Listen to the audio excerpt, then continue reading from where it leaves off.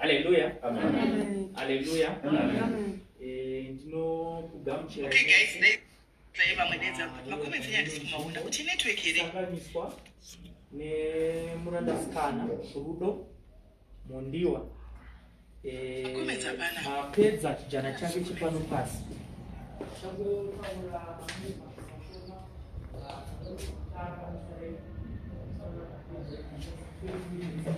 Vanofana kuti vadi vapindewo. Haleluya. Ndichatora mukana uno kubatawo maoko sekereke sangano ravapostori kumhuri yose kwaMhondwa nehama dzose neshamwari dziri pano dzatikuta kuti tigone kufambisa basa remumwe wedu akapedza chijana chake chepano pasi. Haleluya.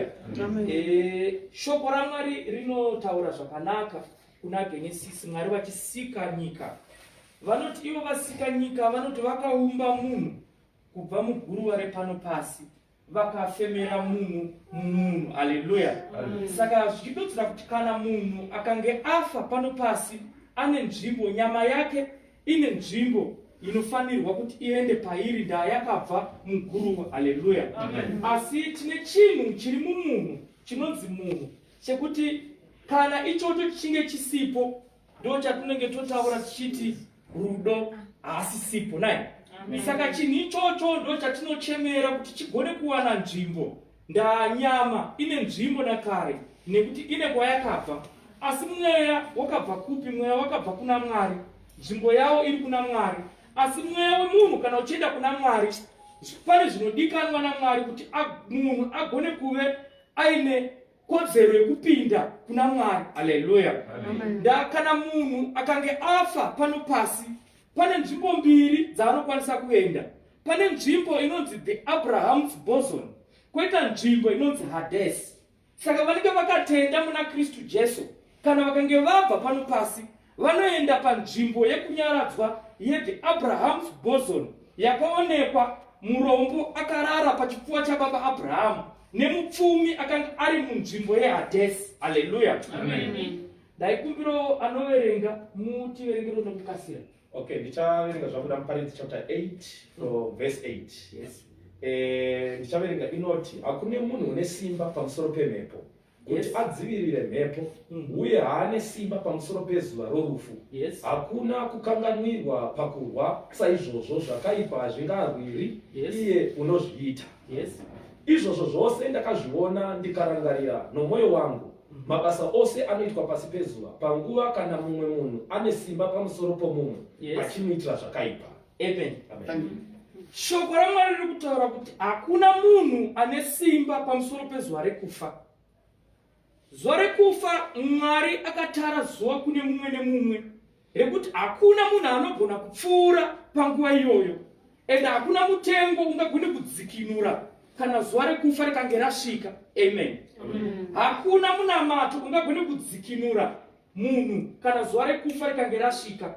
Hakuna mari. Pane vazhinji vane mari vataiziya vakatisiya pano pasi, asi vane mari zhinji yavakasiya. Amen. Saka hama dzadikanwa, mashoko akadzi tikungataura kuti tisimbisane kuti tose zvatiri pano tine chinhu chimwe chete chakatakamirira chinonzi it's a great equalizer. Chinhu chinonzi kufa chinhu chekuti munhu wese achasangana nacho. Amen. Asi kuti tinosiyana bedzi inguva. Vamwe vanofa vaine 2 years, vamwe vanofa vaine 1 year, vamwe vanofa musi wekuzvarwa, vamwe vanofa ne99 years. Amen. Zvino murandasikana watinaye pano, munhu apedza chijana chake chepano pasi, apedza basa rake raakabata pano pasi. Amen. Ndinopupura chinhu ichi kuti anonogara pachipfuva chababa Abrahamu ndaa ari munhu akanga atenda mushoko irori. Haleluya. Ndichitanga kuvaziva isu munhu akatendeuka iro gore richangopera muna November. Amen. Kubva ipapo pavakatendeuka munhu akanga achiita zvinhu zvekereke, achiuya kuchechi kumasowe kwatinorara anga achiuya achirara. Amen. Zvichidudzira kuti munhu akanga atenda muna She Jesu Kristu. Mwari vane kuita kwavo. So kana munhu akange achidanwa akatenda seizvozvi, Mwari vanoona kuti kuda kwawakuzoenda kunzira isiriyo, chirega ndichikutora nguva ichipo. Haleluya. Saka tinogona kunetseka hedu kuti akasirirei kuenda. Kuda Mwari ndo vanoziva nguva yaifana kuti aende. Amen. Alright, imwe yacho ndajambira chapter 9 verse 5. Hanzi nokuti vapenyu vanoziva kuti vachazofa. Asi vakafa havana chavanoziva. Kunyange nomubayiro havachina nokuti havacharangariwi. John 14. Amen.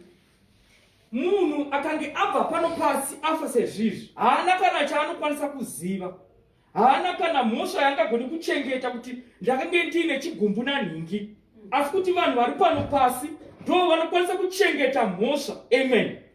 Saka muchiona nguva ichinge yamusvikira sezvizvi, afanana nemwana muchechi. Amen. Munhu anenge asina kana chitadzo nemunhu, munhu anenge asina kana chigumbu nemunhu, asi anogona kumutswa nevapenyu. Amen. Isu vapenyu tichiri pano pasi, tisu tine kushereketa kwatinogona kuita tichimutsa munhu kuti chienda kuna ngana enga asina kukuitira zvakanaka. Asi iye munhu akange afa pano pasi, haachisina mugowo wepano pasi, haachisina kana kufunga, haachisina kana kutendeuka kwaanogona kuita. Amen. Saka tichikurudzirana kuti nguva nenguva ngatigarei takagadzirisa nzira dzedu, mafambiro edu nemaitiro edu, tigare tine rugare nemunhu wese, kuitira kuti kana tinge tasvikirwa nenguva yakaita seiyoyi tinogona kupupura kuti amen, uchinonopinda kuti nzvimbo yandataura yandati the Abraham's boson. Amen. Yacho yopedzisira John 14 pa1. Jesu unonyaradza vadzidzi vake.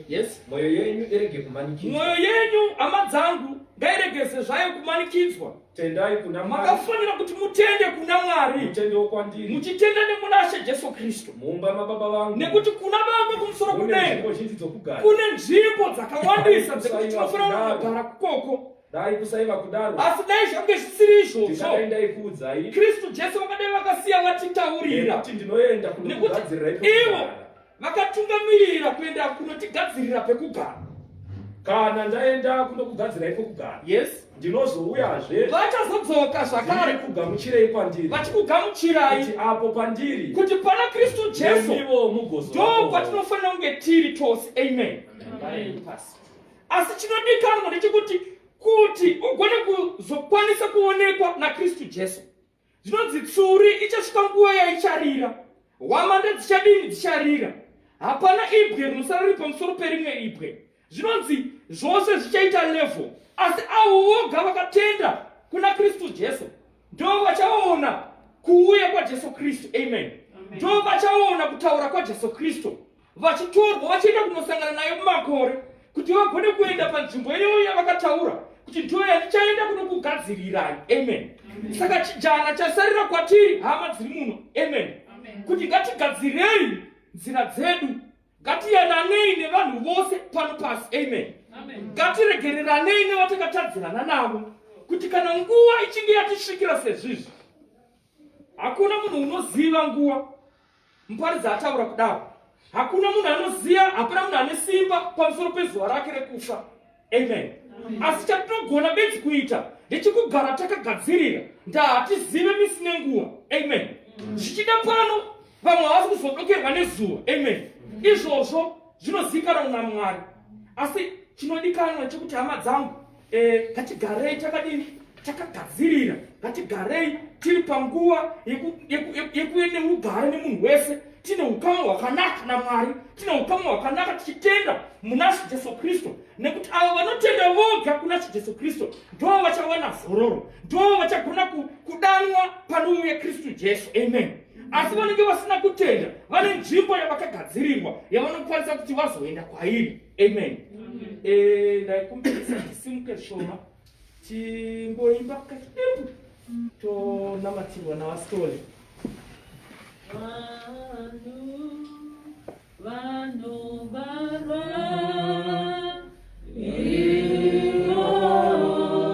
vanokura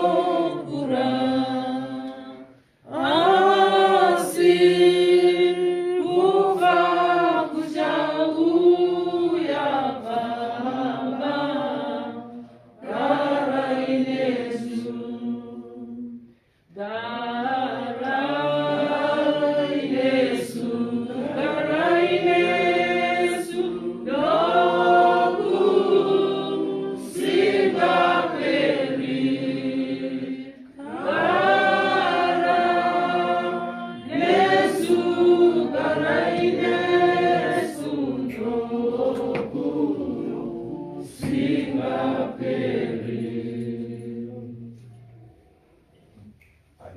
Amen. Zita renyu Baba, Mwana Komana Mweya Mutsvene. Amen. Baba ukumusa kudenga tinokutendera mumasimba ose.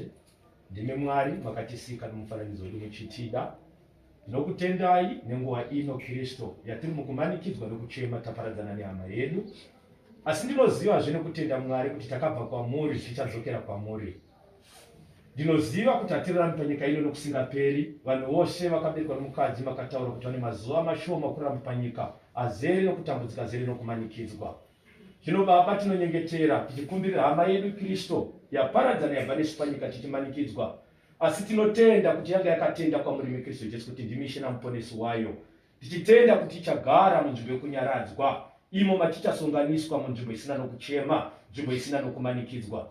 Ndinokumbirira Baba hama dzichafamba nehama yedu kuenda mukati menyika yeZimbabwe. Ndinokumbira mupfalise panzira pose zvinhu zvose zvingamanikidza panzira Jehovha, imi nyaradzai kuti ndimi mutungamiri. Mutyaire murimi Jehovha nebasa rose richanobatwa. Mwari tinorisa mumaoko edu, pamaoko enyu Jehovha. Isu hatina simba pamusoro pedu, imi Jehovha ndimi mutungamiri, munoziva patinotsika, munoziva patinoswera, munoziva zvatichava mangwana.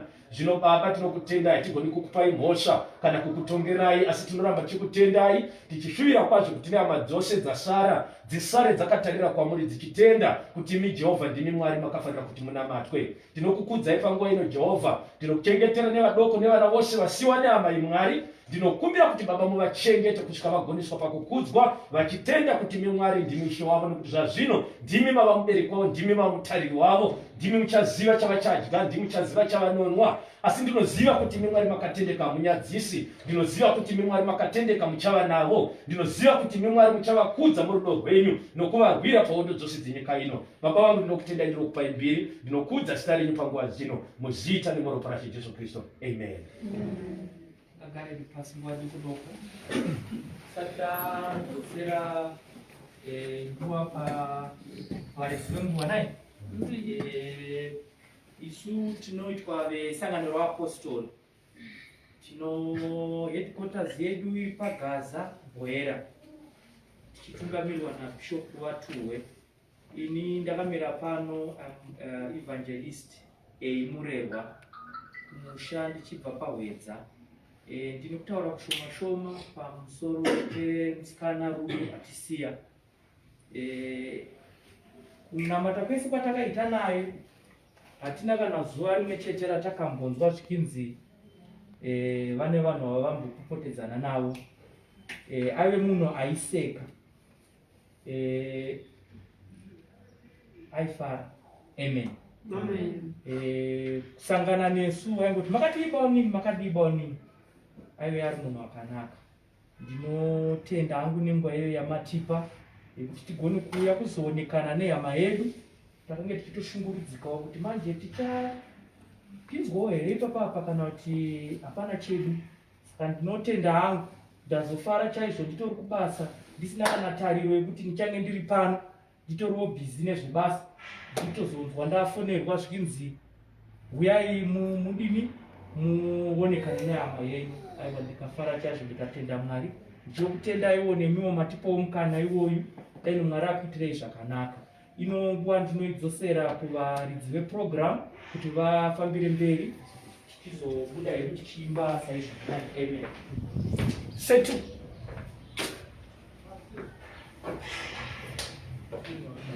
Pamusoro esangano rinoera, inini ndakamira pano ndiri muzukuru havandikuya vangu ndopakayamwa baba vangu. Tinotenda nekuuya kwamaita, tinokutendai izve nekupupura magariro makaita nehama yedu. Panguva ino iyi yatasvika iyi tese tine shungu tidenda ndawanawo mashoko kuonekedzana nehama yangu. Saka zvisinei kuti tiri musango, ngatingoitai sezvatakajaira mukurarama kwedu nemutsika dzedu. Ndinotanga nekuzasi-zasi kubva kumadzisawira kana paine ane shungu kuti awane mashoko maviri matatu ekuonekana nehama yedu, kana pasina ndopfuura kuti tiwane nguva dzingabatsira.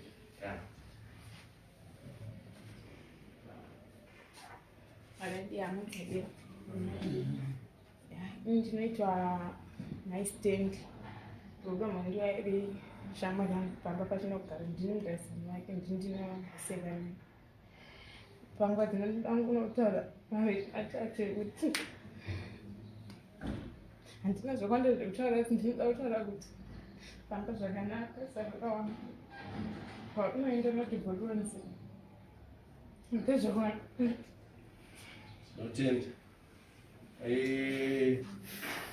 Ndinovimba kuti vabata paviri kuita Sawira nemuvakidzani, saka ndingapfuura hangu naipa pekuti tawana Sawira tawana muvakidzani sezvo vanga vachigara vese.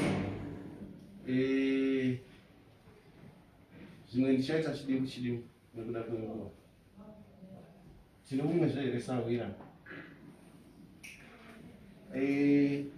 Pano tiri kumonyotsola nekutasanudza zvinhu.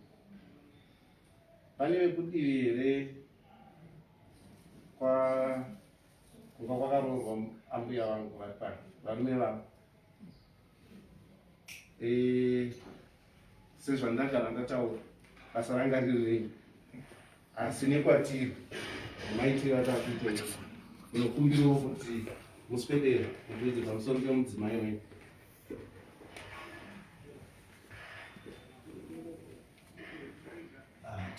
Tinotenda pamusoro kwautonodiwa vato pamusoro yemufundisi pamusoro yesangano dzvenyu. Ini ndakamira pano ndinoitwa Valentine Marowa.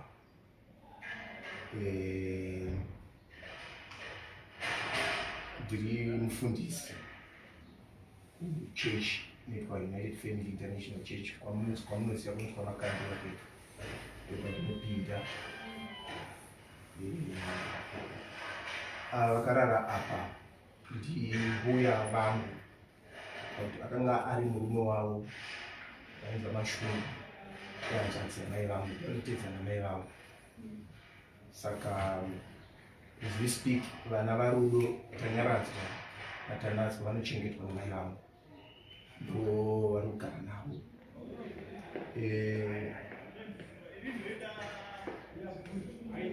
Chinhu chakandinetsa kugamuchira kuziva kuti mbuya vangu asisiri pakati pedu nekuda kwerudo rwavaive narwo. Sekuru vangu vakati nonokei kuroora amongst anambuya vangu vese. Rudo aive munhu ane rudo zvechokwadi. Isusu sevazukuru vavo takagamuchirika tikapinda mavari tikava hama neshamwari. Even sekuru vangu pavakazoshaika muna 2014, mbuya vangu was always there standing with nasekuru vangu kusvikira sekuru vangu vaenda kuNashe.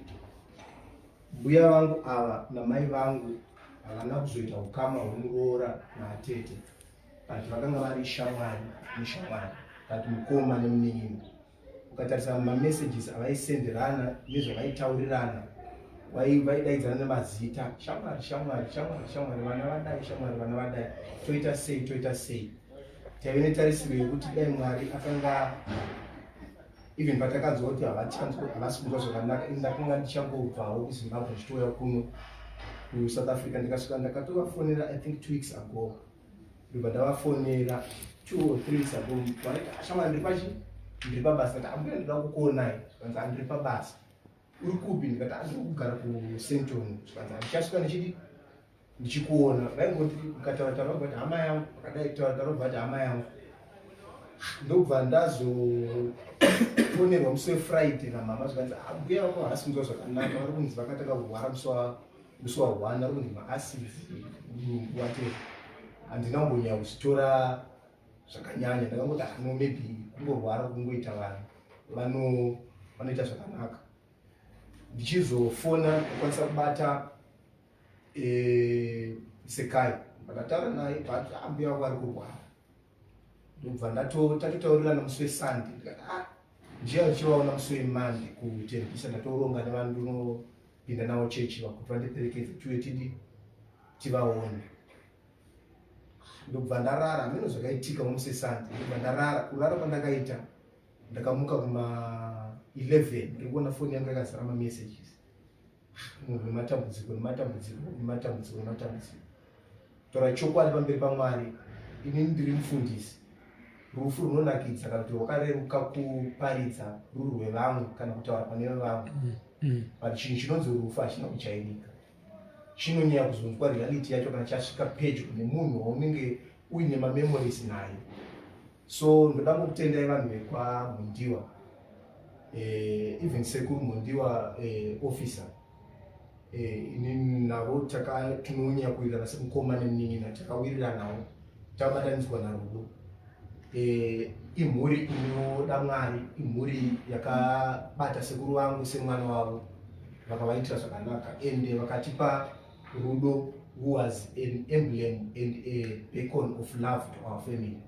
So ndatumwa pano ndakamira vana sekuru vari kuZimbabwe, inini ndiri kuno ndakauyawo nebasa riri kuchechi ikoko. But ndangouya ndichingoti we appreciate you, tinokutendai nechipo chamakamaka ichi, and we will do our best to keep the relationship yakanga iripo neukama watakabatanidzwa naRudo. So gamuchirai matambudziko ari kubva kumhuri kwemashungu nemhuri kwematanhiri kunova ndokwachibva Chamu aibva murume waRudo. Handinoziva hangu neshoko raMwari kuti zvichida shoko raMwari harina kupajekesa kuti vanenge vachinzwa here kuti havanzwi.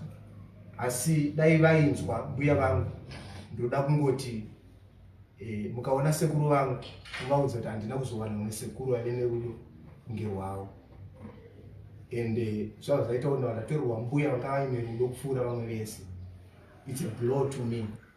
Ende ndichitarisa vana vari kumba utanyaradzwa matanatswa, it's a sad reminder of the love that I once enjoyed, but for a very short time. So Mwari kudenga dai aita zvakanaka, andinyaradza mhuri yese. Basa rose rimupfuurira pamberi. Tinongokutendai nezvese zvamakaita nebasa rataifanira kunge tichiita tisu, but you took initiative yekuita izvi. Saka ndinokutendai, Mwari kudenga akuitire zvakanaka. Ndatenda chose. Amen. Tinokutendai nemashoko enyu. Kuti enderere mberi. Panguva dzino toda tsvaga kana panangamiririra nekuti kwakazvarwa mbuya vangu vakabereka uye vatakaunganira pana anga kuwanikwa vakamirira kwazvo mai vemunhu, amai vemunhu kana sekuru uri pamai kana umwe anozvinzwawo kuti angamiririra divi iro kuti hatifanira kupadarikira ipapo. Pakanaka, asi tafamba nepo kuitira ramangwana. Rikaitenderere mberi. Pane vanhu vanongonzi vanokwana pese pese. Nyangwe vakasanyorwa paprogram, nyangwe vakaiswa paprogram, vanokwanisa kupinda pese pese. Asi munhu wandichasimudza ngezvekuti akaita zvese kuve mwana, kuve sawira, kuve mubereki,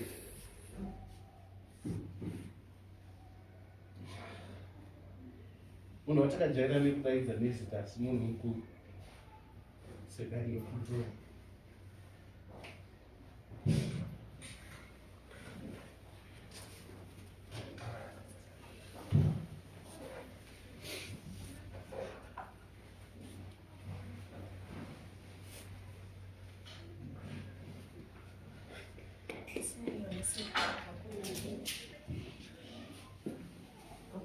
Isangano naipinda mumwoyo wangu. Ndoitwa Segai. Ndiri mwana wamai vakararama. Sezvataurwa kuti ndakamira semwana, sasawira, semukoma, semubereki waRudo. Rudo achifirwa nemurume wake. Shoko rakasvika. Anzi Rudo ashekerwa nemurume. Handakukwanisa kuenda kunochema baba. Chandakagona kuita ndechekuti ndazvinzwa sekuru Mhondwa kuti murume waRudo ashaikwa. Asi handiuyiko. Mari yandandifanira kuti ndiuyise ikoko. Rudo ngaachikwira auye ashandire vana. Handina kuziva kuti zvandakaunza Rudo muno kuti ashandire vana vakasirwa nababa. Amupinza muno muSouth Africa. Akundisiyazve muno. Ondisiyirazve vana vaya. Hama dzangu panondiremera. Ndinonzwa kurwadziwa nevana vasiyirwa namai vangu ava. Ndinorwadziwa. Ndatenda hangu.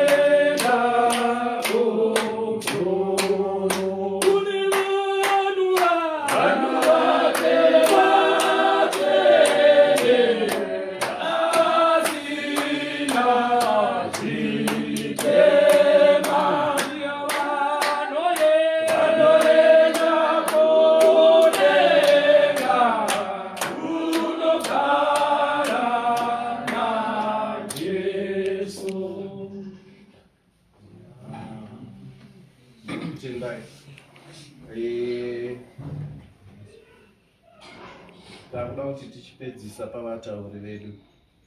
Saka tichakumbira varidzi vemunhu Makumeni kuti tiwane anotipa shoko tiwane kufambira mberi. Makumeni.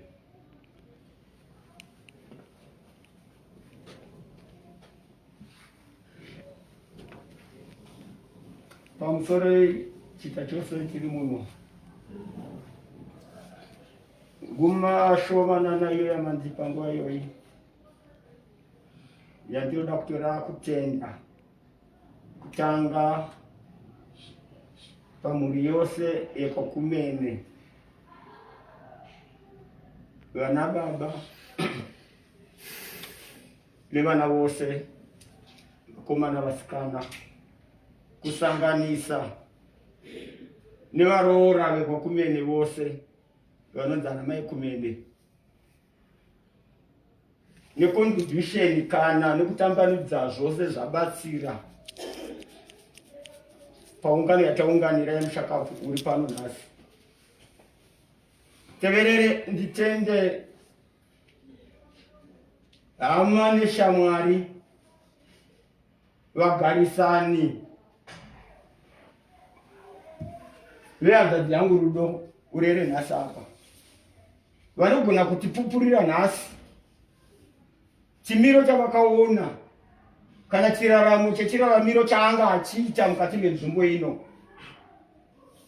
Isu sehama pamwe pacho tinotaura zvamaego because tiri kure, asi vagarisani ndo hama dzepadhuze dzinotarisa kuti wadyei, wakarwara sei, wanga uchirarama sei. Saka ndoda kutenda vagarisani vose vanga vachifara kana kuti vanga vachirarama naRudo munzvimbo ino. Nditendezve vakuwasha vedu isu vana kumene avana kubva pashaika murume wa Rudo takanomuviga kumondoro takandiripo kusvika nhasi havana kuve neshoko rimwe rinoratidza kuti takaparadzana pakati pedu isu vana tezvara naivo vakuwasha. Ndinoda kuti ndivatende kusvika nhasi pano nevari pano necontribution yose yavaita kunyange vasiri pano asi vari pano pacontribution. Nditendezve vazukuru Chidakwa, ramba wakadaro mushande wako, ana mai vako ivava, ramba wakadaro nemunhu wako nevazukuru vamwe vari kuseri kwako, uchivataridza zvinoitwa chiraramo pamunhu anonzi munhu panyika kuti zvinofambiswa sei. Usanete Chidakwa. Nditende kereke iri pano nekuzivisa kana kuti nekupfuurira mberi vachiyeuchidza Rudo kuti chinamato chiriko. Haana kutangira kwamuri, wanamata nguva refu uri kumasowe. Saka pauya munzvimbo ino ndaboti nonga hanzvadzi watononyura nenyika. Asi ndakafara zvikuru ndinzwa kuti wanga uchinamata uri kuno. Ndazoona mucherechedzo kuti unga ine hama neshamwari mukati menzvimbo ino. Vatungamiriri rambai muchiinda mberi nerudo rwakadai rwekuyeuchidza kuti kune chinhu chinonzi chinamato pamunhu panyika. Muchiona tichirarama panyika pane zvinhu tu bedzi, pane nhema nechokwadi panyika. Nhema ndizvo dzatinonyeberana patinei tichifamba nechiraramo chatinei tichiita, ndizvo dzinonzi nhema. Umwe akati ndine mari, umwe akati ndine zvakati inhema. Chinonzi chokwadi ndicho chatiri kuona nhasi chisingabvunzwe nemunhu, chinonzi chokwadi kufa. Zvatinoita zvese panyika inhema. Chinhu chokwadi chinhuwani panyika. Ichi ndo chiri pano. Saka tisiye zvekunyeberana zveinonyika tichinyeberana chiti nikozoita zvakati, nikwanditi zvakati, nikirambe tikase kunyeba. Tine chokwadi chimwe chete pakupedzisira kweupenyu hunonzi munhu. Chinonzi rufu. Saka ndokutendai vafundisi vari pano nekereke yenyu. Pfuurira mberi nebasa raMwari muchikurudzirana vanhu chinonzi chinamato. Haisi nyore kuti kana munhu wapinda muno musauti muno uri kunzwa kunzi uri kunamata. Vazhinji vanyura. Unobva kumba uchinamata kumusha wosvika kuno uri kunyura. Wotozonzwa wachonzi ninge wakuita zvakati. Saka ndikakutenda mashoko enyu vafundisi. Rambai makatungamirira, makatsungirira. Regai ndipfuurire mberi zhomanana. Munimina Jerry. Sorry. James. Pfuurira mberi munimina. Pamwe wakakuona kuti pamwe uri mudhara kwandiri andiri mudhara. Pfuurira mberi nerudo rwako. Pfuurira mberi nerudo rwako. Kubatana kwakadai kuda kuona pakwasingaradza.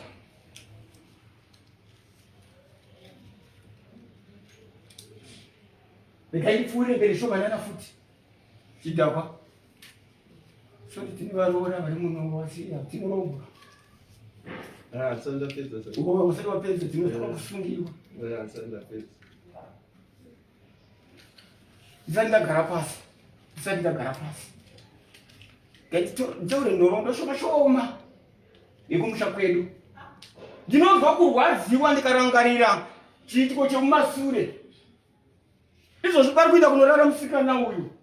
Mukatarira makuva aripo anobva pano pakusvika uko. Amwe akaitika zuva 1. Ndotata kuti womusikana mukuru mumba. Achivatera futi vanhu. Vakapinda nepatsaona. Haisi nyore kuti izvo panoparara vanhu 5 nguva imwe chete.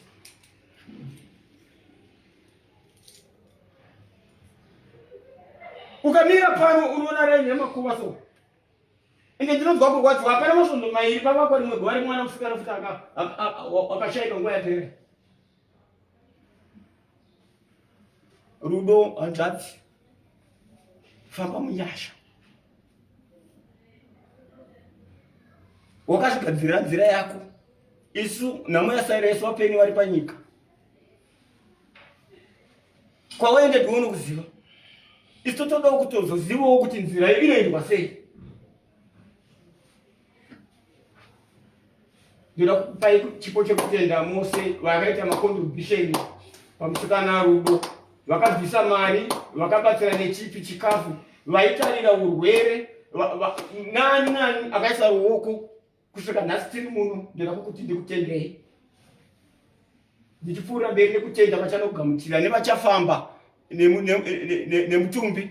Ndoda kuti Mwari vakuitirei nyasha kusvika pamuchasvika panzvimbo yekuzororera. Mwari vakutungamirei. Haleluya.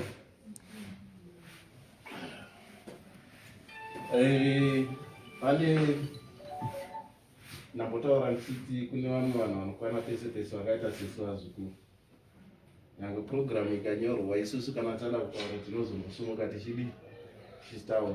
Asi iye zvino ndakutaura pamusoro pemunhu asina kukwanisa kuuya panapa nhasi, asi rabata basa guru pamusoro paRudo. Dei vanga vari pano vasina kubatikana nebasa, ndaiwana mukana wokupa Judy Mai Simon mukana wekuti atitsanangudzire mafambiro avakaita kana kusvika patiri nhasi panapa. Zvimwe nechimwe taichitanga tanzo muri kuuya here nhasi, ndaita zvakati nezvakati, zvamunoita chiitai, nhumbi ndarongedza, mabhegi aita zvakati, kubva huri urwere. Judy anga akamira naRudo. Saka naizvozvo nyange vasipo zvavo ndinoziva kuti vaiwana mukana wekuti vawane zvimwe zvavanotaura. Vamwe vandandasiyirira ndichavada pakuimba nekupururudza varoora nebasa rei. Saka pakuenda mberi kune vakasununguka tichavhura vanoda kuonekedzana naRudo.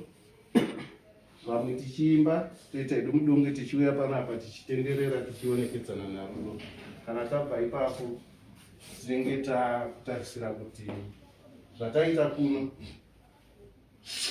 patatadza vari kumberi vachatiregerera, patagonawo ndizvozvo basa tinenge tafambisa taendesa mutumbi kumusha. Varoora chandinoda vamuri kupururudza chete kana paina vane shungu.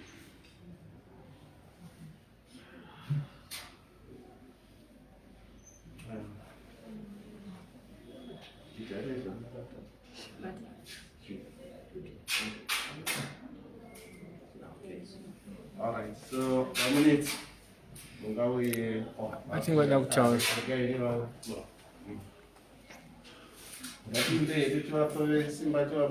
Soja kumushere, soja kumusha, soja kumusha uyo, soja kumusha, nasi uno soja kumusha uyo, soja kumusha, soja kumusha, soja kumusha, koma na soja kumusha uyo, soja kumusha, soja kumusha.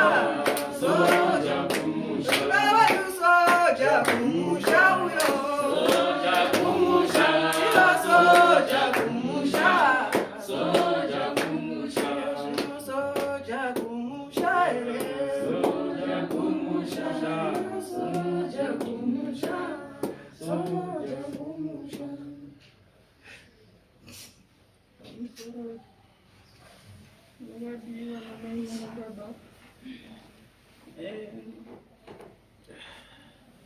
Ndinokutenda ine kuuya kwamaita pano. Pazvasvika tasingafungi kuti zvinosvika ipapo. Ubva mainini zvavakatanga kubatikana musi wa3. Handina kuziva kuti mainini kake kuti wanekedza. Mainini vakandifonera vakati handisi kunzwa zvakanaka. Ndikati chii? Vakati mwiri wangu uri kurwadza, dei mauya kuno. Asi pavakandiudza vaichema. Ndikati mainini manyanyobatikana neizvo kusvika pakuchema. Ndobva ndaudza baba Panashe murume wangu, akati handeko ndobva tabuda tikaenda, vakadhiraivha mota tikaenda. Tichisvika takamboti rasikei asi takazosvika pakuzovafonera kuti mainini tiri kurasika. Vakati chiregai ndinanaire ndiuye paengine garage. Vasvika paya zvandandavaona musi wa 1 vari zvazvasiyana, andandavaona musi wa 1 vari zvazvasiyana. Ndikati mainini zuro chete ndozvamadai here? Vakati ndavatora paya taenda kwadhokta. Tasvika kwadhokta, dhokta avacheka vakati ari kurwadziwa munhu asi ndichamupa injection, asi jekiseni racho rinopedza simba. Kana mufanira kuti kunyisa nyaya kugara pano muinde kumba. Tichiri paya takazama kuita mauba hana kuuya ikansela because mumo. Saka tichiri paya tisati tatorwa mainini vakabva vadonha. Saka mainini vadonha ndobva ndazama kuvatora neumwe musecurity tikavaisa pamadziro. Ndobva vazotsvagigwa mota, ndobva ndazoenda navo kumba. Ndobva ndasvika ndichivatsvagira chikafu chokuchopu vamuka paya. Ndobva vadya, vakatodya zvakanaka vapedza vakati achirega ndimborara. Ndikati aiwa chimwai mapirizi musati marara. Ndobva vamwa mapirizi ndokurara paya. Vachimuka vakati zvino ndakunzwa zvekunai. Ndikati alright, hamuchaendi kumba kwenyu, chandei kumba kwangu munogara ikoko kusvika ndaona kuti maaright. Ndikaenda navo vakanorara kumba kuya. Makuseni ndobva andakatomuka kuma3 ndikati ndanonoka kuvata rega ndimuke nditarire mainini kuti vari sei.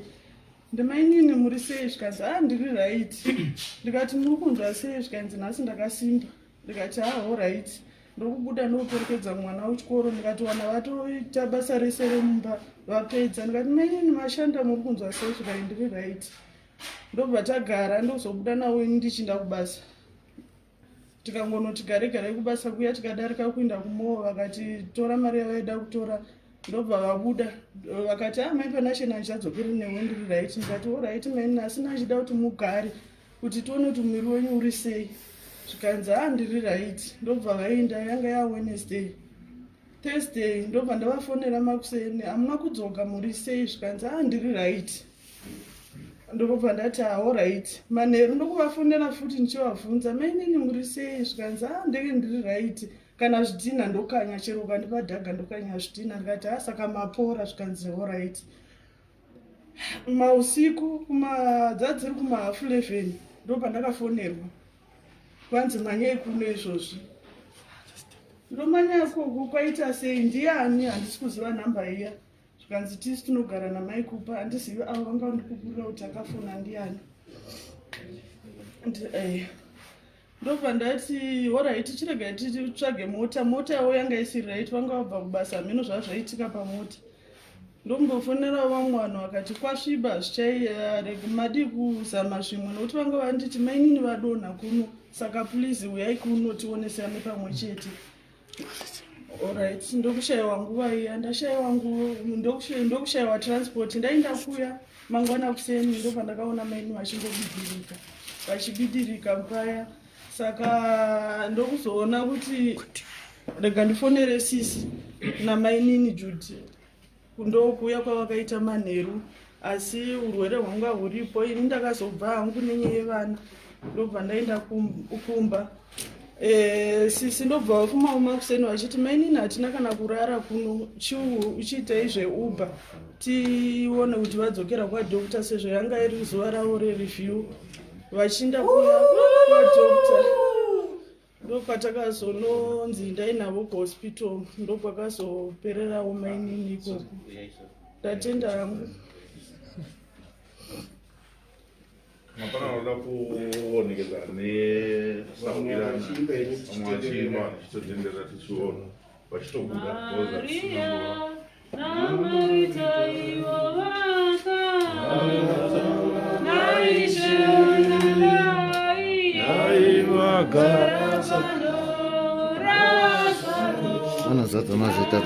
Yeah, I'm ready to go.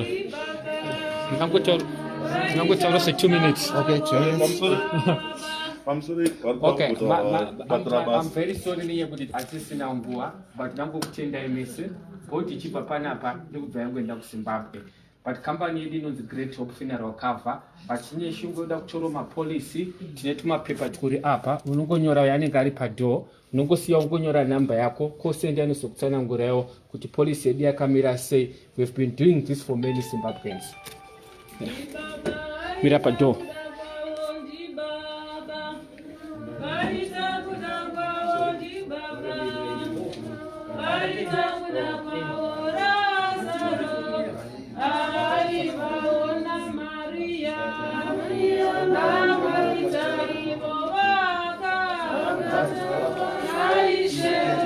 Mapeni anofana kudzoka ka setu mapeni vanonyora wodzosa mapeni kuti vamwe vanyorewo.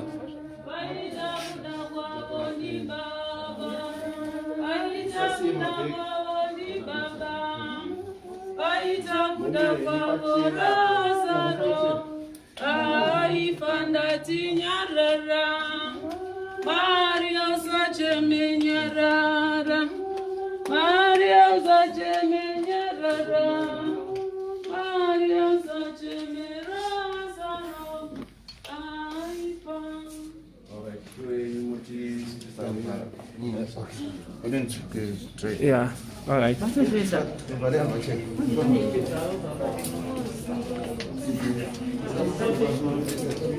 Mapolisi edu akachipa visingaite 99 rand. Unokwanisa kutorera vanhu 8 vanopinda pa 99 rand. Yeah.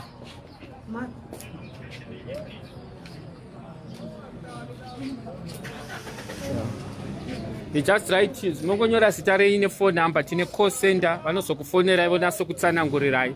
I know kuti mubvunzo yenyu yese panapa mukwanise, but makasununguka maakudzimba munogona kubva mango.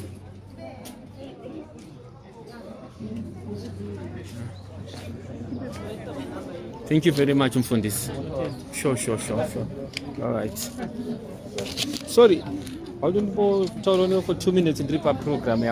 I'm watching you at Dripa Live. Don't want to say something more about tomorrow. I know kutwa past speech by Ochiti Yama ya kumaikara mese. So she go up for 1 minute. Few questions. Muna angachi shaika ongwashitoro timam chigara mese. Yeah, na chigara.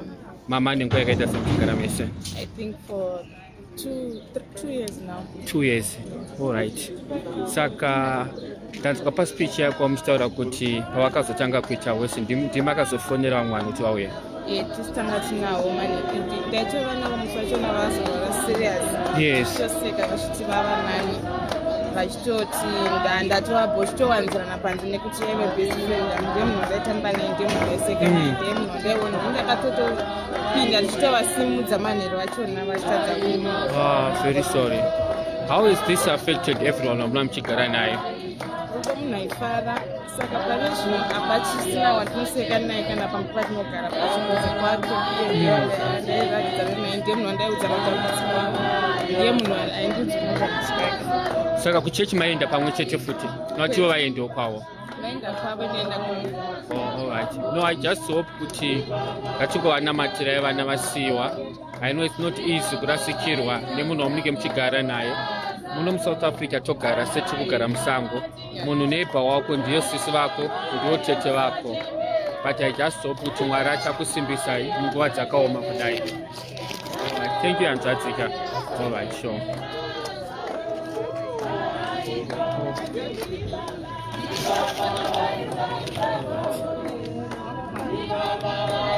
Yeah, I was hoping that maybe I can talk to one of the family members here, but avapo.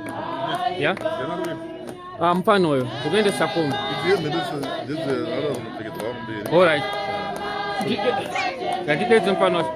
Mpanoyo. Uya kuno. Yeah. Mutsanangurire mpanayo. So this is the vehicle.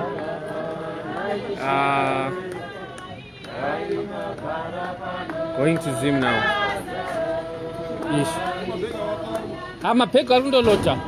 Yeah. Alundolota isosi. Saka, I think for today kwanhasi tinoperera pano. Tongokumbirawo kuti dai Mwari afamba nemushakabva zvakanaka. Yes, I can also share with you. Torai number yangu. Vapaise WhatsApp number yangu ndinovapalingira chona. Yes. No, it's fine. I will capture the whole program. Yes. Yeah. Daibata, yes. Sir. All right. Yeah, so it's a matter of us maZimbabwean kuti ngatingoramba tichingobatsiranai. Uri kuona vanhu vese vari apa haisirega funeral iripo iyi. Pane imwe iri kutopinda mamwe mafamilies atiri kurepatriata izvozvo. Havasi vava chete vamuri kuona nokwedu, muri kuona vamwe mafamilies ese yaakupinda futi. Pane imwe service iripo izvozvi iri kuitika. So the point is mazuva ekupedzisira anti munhu akazvarwa nemukadzi ane mazuva mashoma ekurarama azere nekutambudzika. Let's love one another. Maona kuti munhu malast days ake ekurarama musikana abva kutaura aichengetwa nemaneighbor. So let's love one another, let's support each other. Hauzive kuti achakubatsira ndiani, sisi vako haugare nawo, hanzvadzi yako haugare nayo. Wotorespecta maneighbors, ndo vanotarisa kuti munhu amuka sei, adye and so on. Ndo zvatoti ngatishande pamwe chete tibatsirane. Ndategwa masikati hanzi kune group rinonzi ana madhumbe. Kune munhu ashaika ngachinzi haana mari yekubatsirwa.